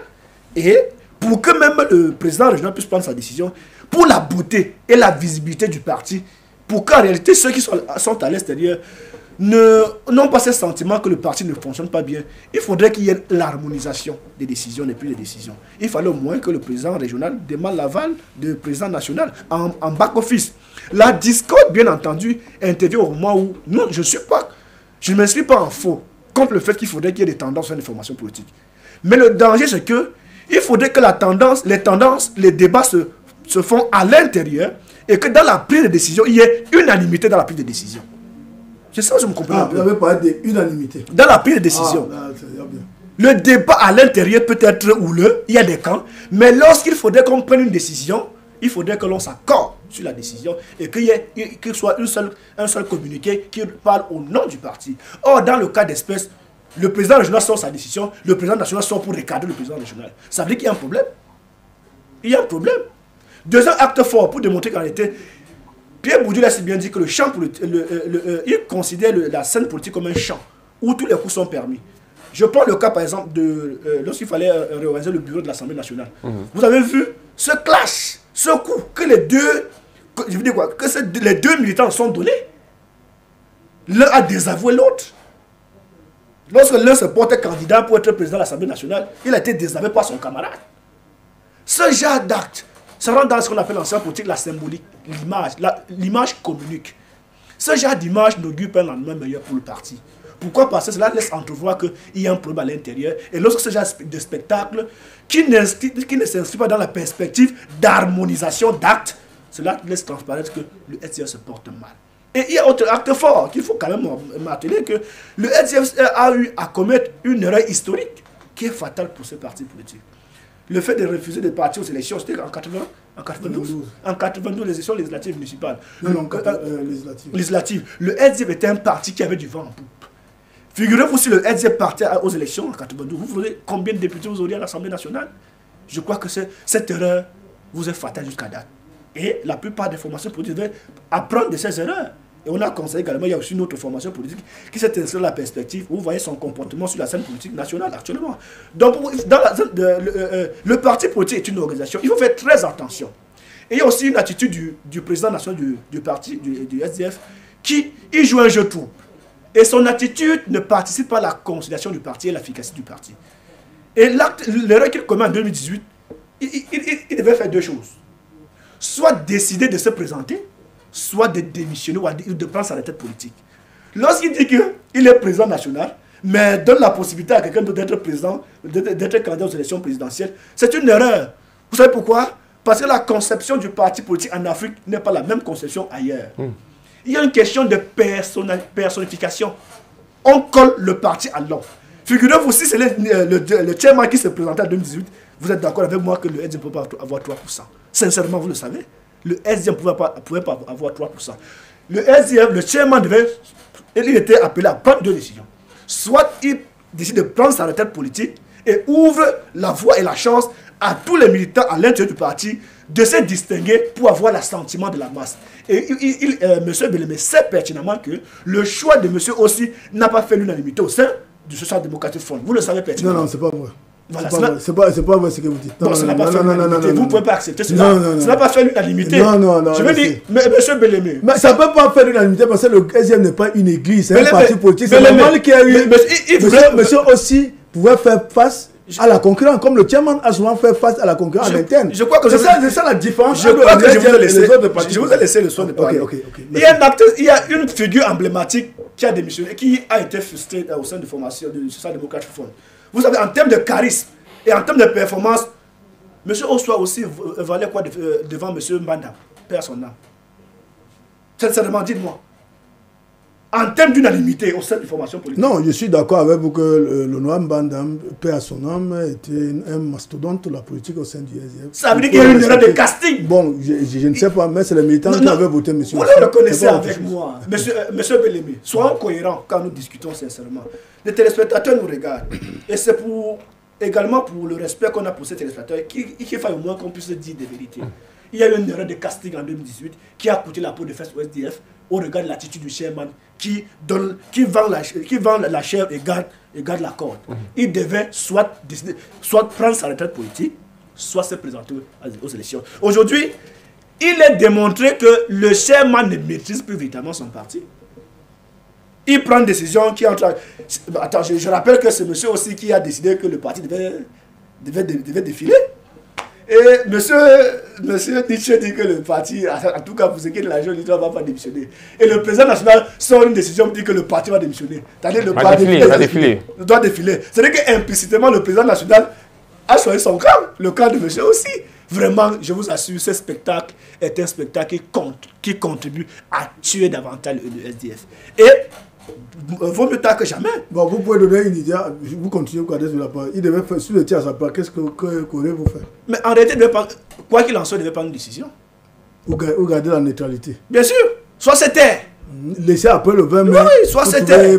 C'est un jeu trouble qui continue de créer le flou artistique au sein du Social Democratic Front. Vous avez bel et bien un an, j'espère que je vais dire, la grande prestance d'Abdoun Dam ne puisse pas vous amener peut-être aller à contre-courant de vos convictions. J'ai bien l'impression qu'il vous amène justement dans un couloir. Laissez-moi vous dire des choses. Très pertinentes. Excuse-moi, là je prends mon autorité d'aîné. Oui, tu es mon papa même. Voilà. Oui, merci papa. Merci quand même de me l'accorder. Je dis donc non. Il fait une analyse scientifique. Moi je suis un homme politique, M. Touré est un homme politique. Quand il fait une analyse scientifique basée sur la science, je ne dis pas qu'il ne peut pas se tromper, mais je ne veux pas l'empêcher d'exceller dans son domaine. Mais maintenant, s'il touche un domaine qui est très sensible, il va lui dire non. Je lui ai dit, comme tout à l'heure, il lui a dit non, aussi, monsieur aussi a été, le noble aussi, autant pour moi, a été élu régulièrement par les militants du SDF comme le candidat. Bon, maintenant, le chairman a annoncé sa retraite politique bientôt, et je crois que 2023, d'ici février-mars 2023, il y aura les élections à la tête du parti et qu'il y aura un nouveau chairman. Mais c'est que monsieur dire que je me laisse séduire par l'analyse de votre consultant, non, je ne pense pas. Il dit des choses, je ne suis pas ici comme un scientifique, il dit des choses comme à sa qualité de scientifique, mais moi je dis mes choses en tant que politicien. Maintenant, je ne veux pas l'empêcher d'utiliser sa science, ce n'est pas mon problème. Donc, il peut me se tromper. Vous savez, la politique, en science, 1 plus 1 égale 2, en politique, ça ne veut rien dire. Ça peut même dire même 1 milliard, comme ça peut même dire 0.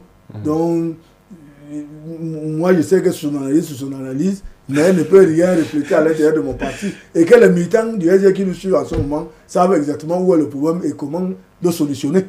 Mais en attendant, avant d'arriver à la solution, en amont, il y a d'abord les batailles. Donc les batailles vont arriver. Pour chuter, M. Bellemé semble n'est pas d'accord avec moi, il me rejoint quand même. Donc je dis que M. Ossa a été élu régulièrement. Il a au moins reconnu que M. Mbanda en termes de charisme était plus charismatique que M. Niché. Non, c'est pas ce que j'ai dit.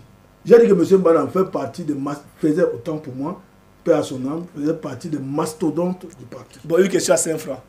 Entre M. aussi et M. Mbanda à cette époque, qui selon vous avait les qualités pour pouvoir représenter le parti à l'élection présidentielle 2018? Comme en politique, on ne peut pas être honnête. Personne n'est pas répondre. Je laisse moi vous dire que vous n'êtes pas obligé de... Les gens vont dire que ce n'est pas le résultat que je fais. Mais quand même, si la question se pose en ce moment, c'est que M. Mbanda est là, en ce moment, le nom Mbanda, le nom aussi, je crois que...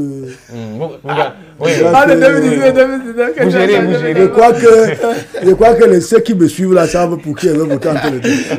Bon, monsieur Florent, vous voyez voyez qu'il me rejoint à tout moment. Donc c'est seulement pour chuter, vraiment, vous voyez donc le Social Democratic Front est en train de construire les germes de sa propre destruction au regard de l'attitude du leader et au regard de l'attitude de certains leaders charismatiques qui portent le parti. Et pour faire sérieux, je vous assure, le SDF a intérêt à marquer un temps d'arrêt. C'est pour de vraies questions. Et il faut quand même, je suis d'accord avec vous. Il faut quand même poser un acte fort que la vitalité d'une formation politique est tributaire de sa capacité à se renouveler. Ça, c'est vrai. Il faut que le parti du SDF puisse avoir de l'oxygène. Il va des énergies nouvelles, un renouvellement véritable pour donner du sang neuf à cette formation politique qui a quand même un parti historique pour notre cher bon, effectivement, avec votre permission, rapidement, il va pas dire. Et c'est pour cela, il s'agit de mon parti, monsieur Togo. Il s'agit de mon parti. Je suis très rapidement à le dire. Et là, à votre chute, vraiment, j'ai rebondi là, pour dire que j'ai été de ceux, personnellement, j'ai battu campagne pour l'honorable aussi, en 2018. Oui. Je suis l'ensemble du triangle national. D'abord, pour les élections internes, parce que chez nous, on n'a pas un candidat. Il est élu, et où il a battu avec manière ses concurrents. Et de deux, pour l'élection présidentielle elle-même, parce que pour moi, j'étais de ceux qui fallait qu'on renouvelle un peu le visage du parti. Et l'honorable aussi avait deux choses en lui. Il ne fallait pas faire un passage brutal entre les anglophones et les francophones, de manière brutale, qu'un point peut-être un francophone aujourd'hui, et que l'honorable aussi venait régler un problème du bilinguisme. Il est parfaitement bilingue. D'abord, c'était la première qualité qu'il avait. Deuxième qualité, c'est qu'il était jeune et qu'il était normal qu'il soit parrainé par le père pour qu'il y ait un passage de flambeau en douce entre la vieille garde et la nouvelle garde. Donc, l'honorable aussi, en ce moment-là, avait l'ambition d'incarner. Donc, malheureusement, ça s'est passé comme vous savez, pour des raisons internes que nous-mêmes nous savons, que je ne veux pas évoquer ici. Il n'a pas été accompagné par ses collaborateurs? Bon, c'est très facile de dire ainsi. Non, de dire ainsi, c'est très très facile. C'est vu, ça a été vu, monsieur Xavier, quand même. Oui. Il a été lâché par certains leaders charismatiques du parti. Ça, c'est vrai qu'il n'a pas été accompagné. Il a été lâché ou pas, je ne crois pas. Donc, très attention, il y a des noms dits qu'on peut ne pas maîtriser. Merci. Voilà, donc, mais ce qui est sûr est que c'était un flop. Et monsieur aussi n'a pas rassuré et assuré ce dont on a cru en lui. On pensait qu'il allait révolutionner la vie politique. Nous allons révolutionner avec lui ensemble comme leader la vie politique nationale. Malheureusement, ça s'est soldé par un fiasco, un échec. Bon, il faut reconstruire le parti, repartir de nouveau. Les batailles que vous voyez là, c'est justement pour reconstruire l'appareil politique pour le parti. Vous aurez le temps de lorsque nous allons, parce que bientôt nous allons tirer forcément la conclusion de cette émission, même comme la thématique est forcément intéressante. Il y a une deuxième thématique, bien que du côté de la technique avec Yannick qui assure au niveau de la correspondance téléphonique, on n'a pas encore eu réellement un retour des fils Sawa, mais nous allons quand même évoquer cette question avant de sortir de cette émission. Alors, Basile et Togo, il est vrai, vous avez dit à un moment donné que ça semblait être une sorte de question-réponse entre Abdoundam avec Xavier Beléné sur ce plateau, mais je vous dis que non. Je voudrais revenir vers vous parce que là, forcément, c'est important et peut-être vous allez nous donner les outils, peut-être permettront à Sir Xavier Beléné de pouvoir mieux assurer l'avenir et la pérennité de son parti, ainsi qu'avec ses autres collaborateurs ou confrères et consoeurs militants et militantes. Comment est-ce que le Rassemblement démocratique du peuple camerounais, parti auquel vous appartenez, réussit à garder le cap? Comment ça se passe cette organisation, parce qu'il faudrait quand même le rappeler, même au sein du Rassemblement démocratique du peuple camerounais, il y a des groupuscules qui naissent. Il y en a ceux qui sont des BAïs, on l'a rencontré quelque part. Il y en a ceux qui sont des conservateurs, des progressistes, ainsi que soit. On a pu voir même des conseils de discipline pour des gens qui pensent même déjà à l'après du président du parti, mais on réussit tout de même à garder un certain noyau pour que le parti puisse avancer. Quelle est la force réelle sur laquelle le RDPC se positionne aujourd'hui pour pouvoir tenir tête aux autres? Florent, merci de me poser cette question qui est même dans l'ADN du RDPC, il faut le dire.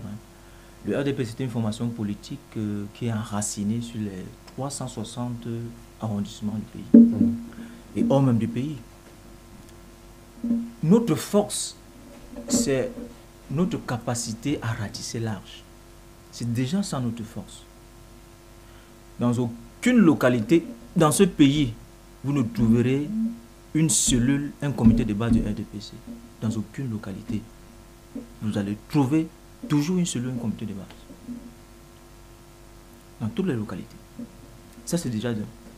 Notre force vient du fait que nous sommes un parti discipliné. Je vous ai dit, la discipline, en termes de puissance politique, est l'une des vertus les plus caractérielles.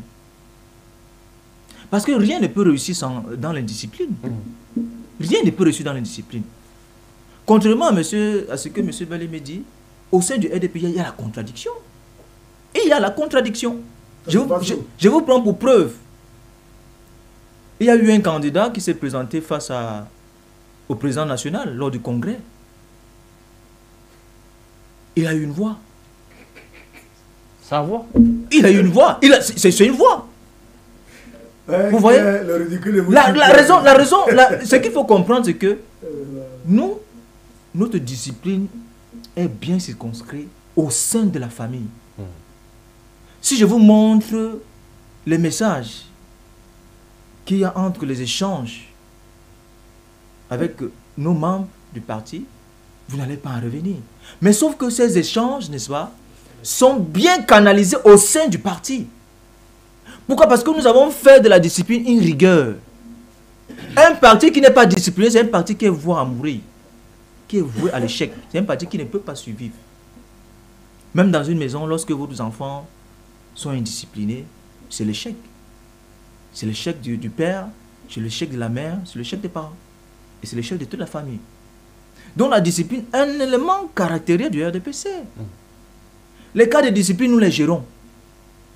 Oui, nos tests prévoient que les militants, les membres du parti qui s'éloignent de la règle, ou bien de la discipline, ou bien de l'idéologie du parti, puissent être frappés par des sanctions qui sont prévues par les tests. Ce ne sont pas des sanctions arbitraires, c'est prévu par des tests. Vous avez un commissaire ad hoc. Il faut que les autres partis politiques mettent aussi ça en exergue. Parce que vous savez, dans un parti politique, il y a de l'égocentrisme, il y a de la dynamique. D'accord? Et il peut y avoir un conflit d'intérêts. Mais sauf que ce qui canalise tout le monde, ce qui met tout le monde d'accord, ce sont les règles du jeu. Et les règles du jeu, c'est déterminé par les tests du parti. Quand les tests du parti ne sont pas respectés, ni par le promoteur, ni par les militants, ou encore moins les cadres, comment voulez-vous donc que ce parti survive? Non, nous, RDPC, nous respectons la discipline du parti. C'est la raison pour laquelle, lorsque la hiérarchie a parlé, quelle que soit la position que tu as, puisque tu as signé une déclaration sur l'honneur, que tu te ranges sur la décision du parti, tu le respectes. Même si tu n'es pas d'accord. C'est ça la discipline de notre parti. C'est ça qui fait notre force. C'est un élément très important qu'il faut relever. Je voudrais dire à M.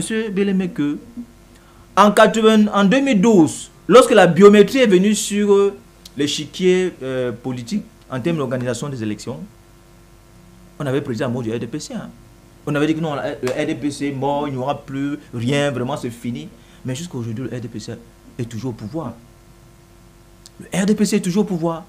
Contrairement à ce qu'elle dit que le RDPC mourra. Non, le RDPC est en train de se redynamiser. Non, il faut le savoir. Le RDPC se redynamise à chaque fois. Contrairement à ces partis politiques de l'opposition. La preuve, hier, vous n'aurez pas vu dans votre plateau, je suis sûr que avant vous regardiez des émissions politiques, vous n'aurez pas vu un jeune militant du RDPC représenter un parti politique à l'envergure du RDPC. Je vous prends un témoin, vous ne l'aurez pas vu. Mais aujourd'hui, vous voyez des jeunes qui vont sur les plateaux de télévision parler au nom du RDPC. Vous savez ce que ça fait? Vous savez ce que ça fait, Florent? Je parle ici au nom du RDPC. Ça veut dire que tout ce que je dis ici, ça engage le parti. Peut-être pour vous relancer. C'est pour vous dire que le RDPC est dans une perspective de réunification qui ne dit pas son nom. Et nous avons une vision futuriste.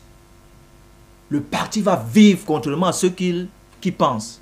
Le parti vivra et vivra longtemps. Je dis bien longtemps. Et nous sommes partis pour rester au pouvoir. Nous sommes partis pour rester au pouvoir, monsieur. Nous n'allons pas laisser... La caractéristique d'un parti politique, c'est quoi? C'est prendre le pouvoir, la conquête et la préservation du pouvoir. Et l'enseignement, l'éducation des militants. Nous remplissons clairement ces trois fondamentaux. Oui, il faut le dire sans embâche. Et nous sommes partis pour rester au pouvoir. Et nous allons continuer à travailler.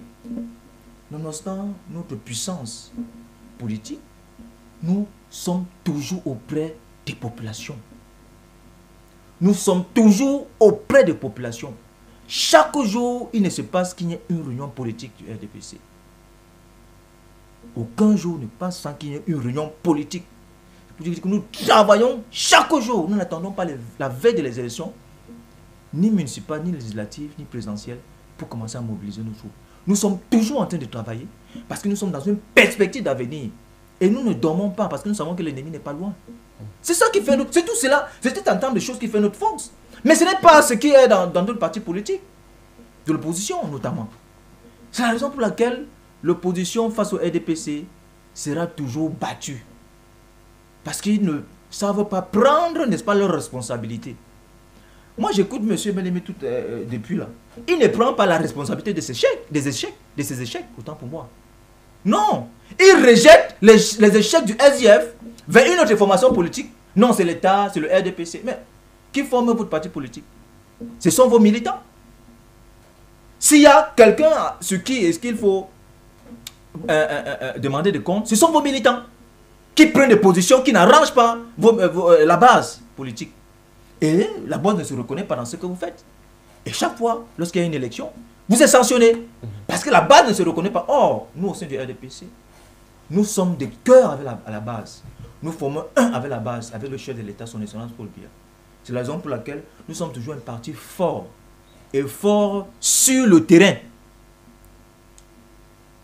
Je vous ai pris, par exemple, que dans aucune localité de ce pays, vous ne verrez une formation, un comité de base qui n'appartient pas au RDPC. Vous savez combien de membres composent un comité de base? Allez demander. Donc, mais dites, pour chuter sur le plateau, dites. Pour chuter, je veux vous ne maîtrisez pas venir sur les calculs. Vous êtes des militants. Je ne veux pas venir sur les calculs. Vous avez un cas. Demandez-moi combien. Je ne veux pas. Ce n'est pas ça.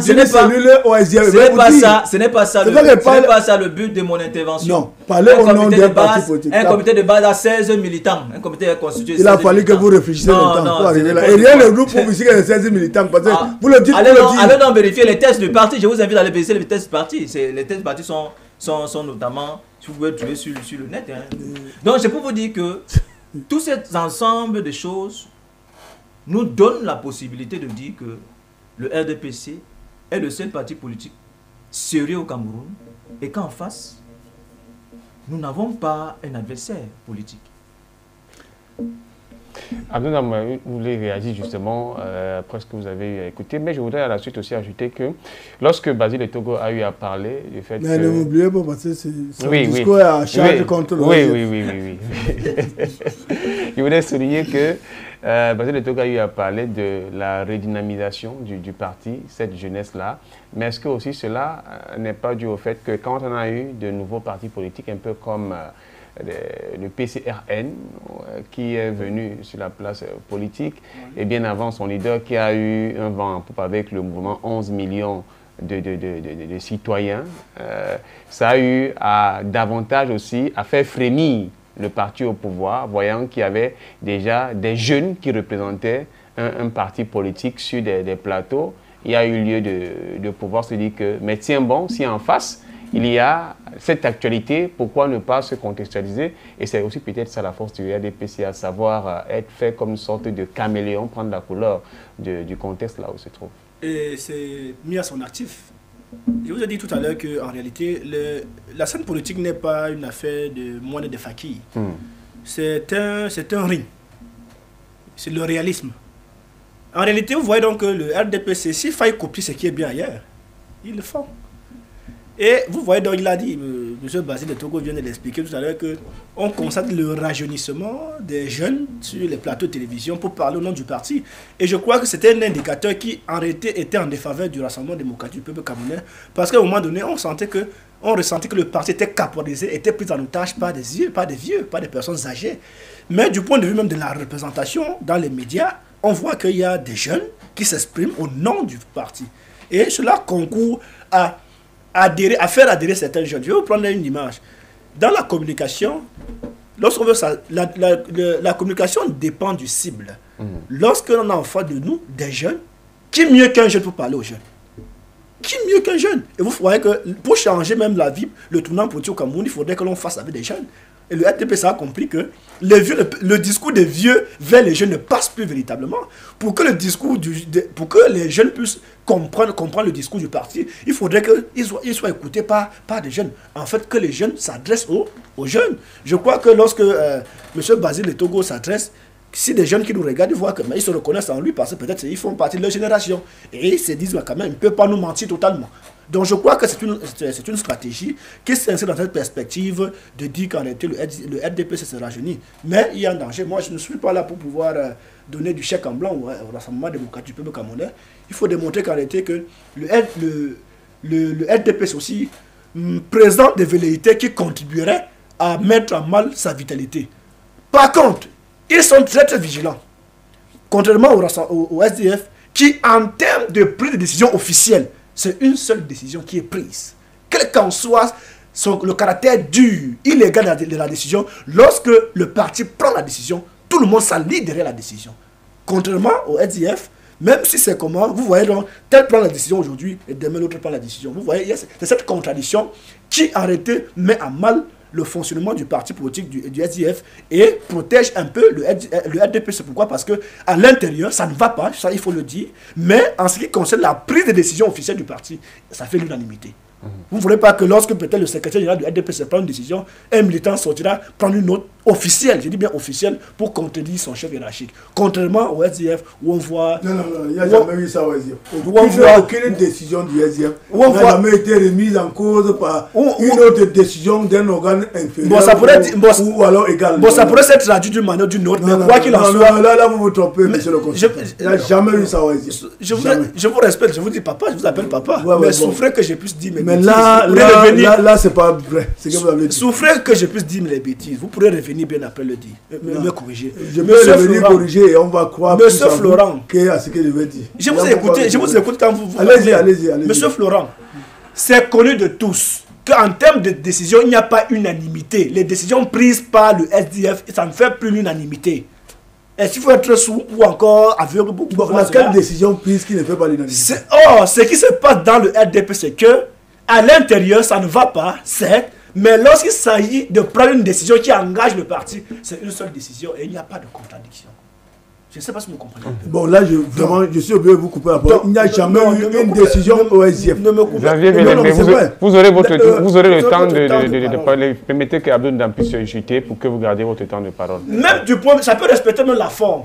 Mais du point de vue de la visibilité du parti, ça n'augure pas un lendemain meilleur. Je prends un indicateur très fort. Tout récemment, le président régional a pris une décision qui demandait à ses militants de ne pas défiler. Le lendemain, le président national prend une décision que les gens vont défiler. Et le président régional l'a remis en cause. Attends, techniquement, c'est quoi? Non, c'est la dernière décision qui fait la forme. Et ça recadre ou ça ne recadre pas? Non, soyons cohérents, monsieur Florent. Ça ne veut pas dire qu'il y a encore... Attendez, soyons cohérents. Le président régional prend une décision que les militants de la région du Lutte ne vont pas défiler. Le lendemain, le président national dit que tous les militants du Social-Démocratique Front, dans tous les tendus du territoire national, doivent défiler. Simplement, ça veut dire quoi? Non, soyons cohérents. Nous sommes là pour pouvoir poser les vrais problèmes sur la table, regarder nos échecs et prendre conscience de cela pour pouvoir rectifier le tir. Si le LDF a l'ambition de rester éternellement dans le champ politique, cela vient donc me démontrer certaines velléités qui se passent à l'intérieur de cette formation politique, qui créent des tendances. Nous avons des tendances qui sont pro à une formation politique, je ne vais pas citer le nom, et d'autres tendances que certains taxent d'être pro de tel. Donc vous voyez, vu sur cet angle, avec les discours qu'on est en train d'entendre sur ce plateau, et la perspective du déni, je ne crois pas que tout ceci contribue à faire ce que le SDF reste un parti historique. Et je l'ai dit tout à l'heure quand je voulais chuter que, quoi qu'il en soit, il faudrait que les militants du Social Democratic Front comprennent que le SDF n'appartient pas au SDF, aux militants du SDF. C'est un patrimoine national, c'est un patrimoine historique. Ils travailleront à se comporter de telle enseigne que ce parti historique reste toujours dans la scène politique. Vous avez bien aimé un an, vous avez la possibilité de réagir. Nul besoin ici, bien entendu, de pouvoir vous sacrifier. Et encore plus que, il faut le dire, on est là pour comprendre réellement le fonctionnement du Social Democratic Front, qui est un parti, on va dire, influent sur la scène politique camerounaise, parce qu'arriver à challenger le parti au pouvoir, et vous avez assumé en disant que c'est ce parti qui a eu à gagner en 1992, bien que, disons, on n'ait pas pris cela en compte, mais toujours est-il que le Social Democratic Front a eu à démontrer sa force sur le terrain en se positionnant à ce niveau. Vous avez donc la possibilité de réagir, mais aussi à la suite de votre réaction.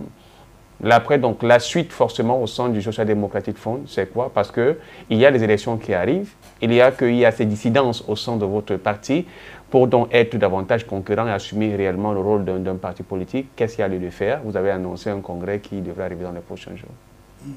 Oui, je disais que faut revenir, c'est pas un problème, c'est pas, je veux pas, il faut pas votre téléspectateur retient comme si je voulais à tout prix critiquer les analyses de votre consultant. Non, non. Il y a seulement une chose qu'il a eu à dire, qu'il a eu à affirmer, qui ne cadre pas bien, que je voudrais un peu recadrer, parce qu'il n'y a jamais eu une décision prise par la hiérarchie du parti et qu'une structure inférieure où son leader a remis celle-ci en cause. Donc, ce n'est pas vrai. C'est une affirmation qui est fausse. Et ce qui s'est passé pendant le défilé est qu'avant le défilé, il y avait une décision qui demandait au parti de ne plus participer aux manifestations publiques du 20 mai jusqu'à ce que la paix revienne au nord-ouest. Et dans cette perspective que les présidents régionaux, certains présidents régionaux, en 4 ont sorti le communiqué pour dire que la guerre n'étant pas revenue dans les 2 régions du nord et du sud-ouest, et qu'entre-temps, le parti a fait son dernier comité qui n'a même pas mentionné le défilé du 20 mai. Et donc, ils pensent que nous devons marquer notre absence à cette fête. Et le 19, le président national allez pour chuter, on me signale que le débat a tellement été long au point qu'on ne s'est pas rendu compte. Le 19, donc très rapidement, le 19, donc, le président national est revenu dans la soirée. Aucun autre président national régional n'est venu dire le contraire. Dès qu'il a sorti la note, les gens ont défilé. Alors la suite, la maintenant, pour finir sur M. Etogo, je lui dirais simplement que c'est normal que le RDC se retrouve partout. Parce que le premier responsable du RDC dans un arrondissement, ce n'est pas M. Etogo, c'est le sous-préfet. Le président départemental du RDPC, c'est le préfet. Le président régional du RDPC, c'est le gouverneur. Oui. Il est tout à fait normal que le RDPC se retrouve. Allons-y maintenant à la perspective. On va bientôt nous couper de l'antenne. Les statuts du RDPC, voilà les militants du RDPC qui ignorent ce que ces statuts disent. Les statuts du RDPC disent que le gouverneur des régions est délégué au Congrès. Apportez le mot. C'est dans vos statuts. Permettez à M. Bélémé. Mais oui, allez-y rapidement. En ce qui concerne l'avenir du SDF, je pense qu'actuellement, au vu de la situation actuelle, que je n'ai jamais régné ici, je vous ai dit vous-même que c'est moi qui ai donné les chiffres, ils sont passés de 43 députés à 5 aujourd'hui, ainsi de suite, on a eu 3%.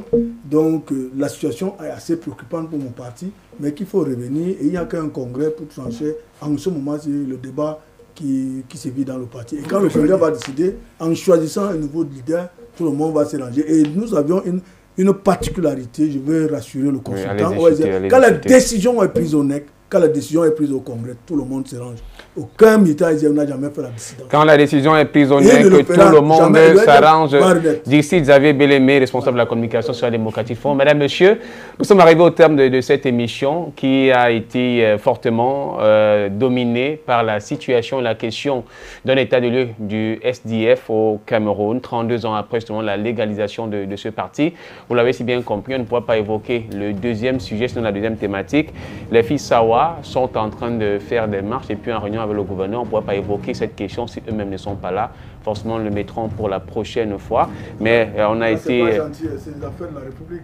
Non, on n'a pas... Monsieur, si vous voulez, on va reconduire ce même plateau samedi prochain. Il n'y a pas de problème, moi je suis disponible. Ok, merci d'être venu, Basile Togo. Merci Florent, merci de m'avoir invité. C'est une question éminemment... On va vous reconduire samedi prochain. S'il vous plaît, on va vous reconduire samedi prochain.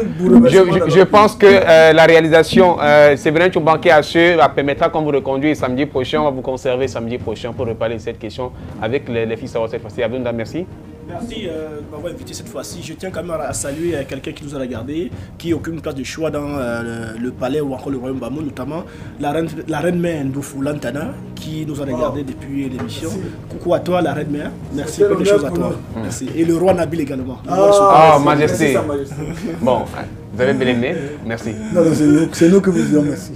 Merci à Séverin Tchomba et à toute l'équipe technique qui nous a permis justement de pouvoir prendre encore quelques minutes sur le temps qui nous a été accordé. Madame, Monsieur, on a tenté de faire de notre mieux pour vous expliquer comment le Cameroun se porte.